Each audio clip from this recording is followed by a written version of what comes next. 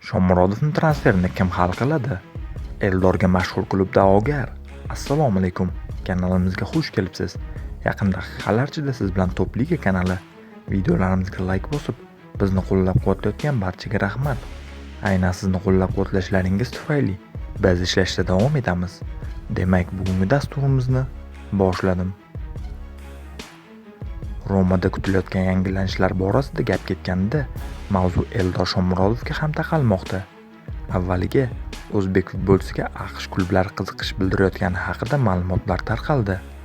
Keyinchalik Gifolso Eldor Shomurodovni Genoaga joylashga umidvorligini aytdi. So'nggi ma'lumotlarga ko'ra, Turkiya chempionatida yuqori o'rinlar uchun kurashishni maqsad qilgan Başakşehir o'zbek futbolchi bilan muzokara boshlagani haqida ma'lumotlar chiqmoqda. Italiya manbalari bu mavzuni diqqat bilan kuzatmoqda.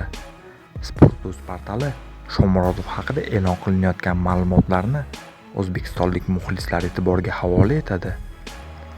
Siamolo.it sayti Eldor Shomurodov tez orada Rimni to'liq tark etishi mumkin.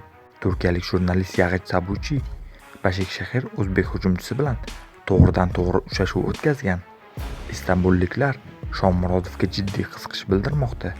Tomonlarning dastlabki uchrashuvi ijobiy o'tgan va yaqin haftalar ichida transfer bo'yicha rasmiy muzokaralar boshlanishi kutilmoqda. Agar turkiyaliklar taklifi Roma rahbariyatini qoniqtiradigan bo'lsa, klub o'zbekistonlik legionerning ketishiga qarshilik qilmaydi.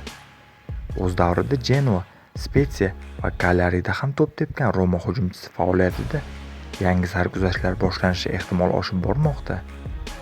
OSC della Rossi sayti Eldor Shomurodov Roma bilan xayrlashish mumkin bo'lgan o'yinchilardan biri.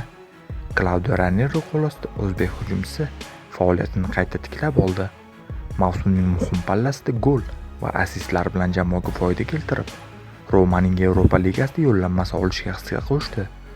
Shomurodov yakunlangan mavsumda jami 37 ta o'yinda o'tkazdi. Shulardan 27tasi A Seriya, 8tasi Yevropa Ligasi va 2tasi Italiya Kubogiga to'g'ri keladi. Umumiy hisobda 1465 daqiqa maydonga harakat qilib, o'zi qatnashgan har bir turnirda raqib darvozasini ishg'ol qildi. Mavsum davomida 7 ta gol va 5 ta assist muallifi bo'ldi.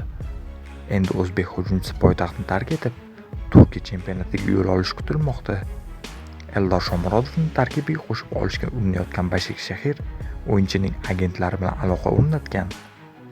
Sport Media sayti Eldor Shomurodov yozgi transfer davrida Roma bilan xayrlashish mumkin bo'lgan o'yinchilar ro'yxatida. Turkiyadan tarqalayotgan xabarlarga ko'ra, Istanbulning Başakşehir klubi o'zbek hujumchisini olish uchun aniq harakatlarni amalga oshirmoqda. Biroq bu masalani hal qilishda yakuniy so'zni Roma sport direktorlariga kirishayotgan Ricky Massarining o'zi aytadi. Qadrli futbol muxlislari, siz nima deb o'ylaysiz? Eldor Shomurodov Turkiya chempionatiga o'tgani ma'qulmi? Yoki Italiya A seriyasining pastki o'rinlar uchun kurashadigan jamoalarga o'tgani ma'qulmi? Albatta fikrlaringizni izohlarda yozib qoldiring. Kelasi dasturlarda ko'rishguncha xayr, salomat bo'ling.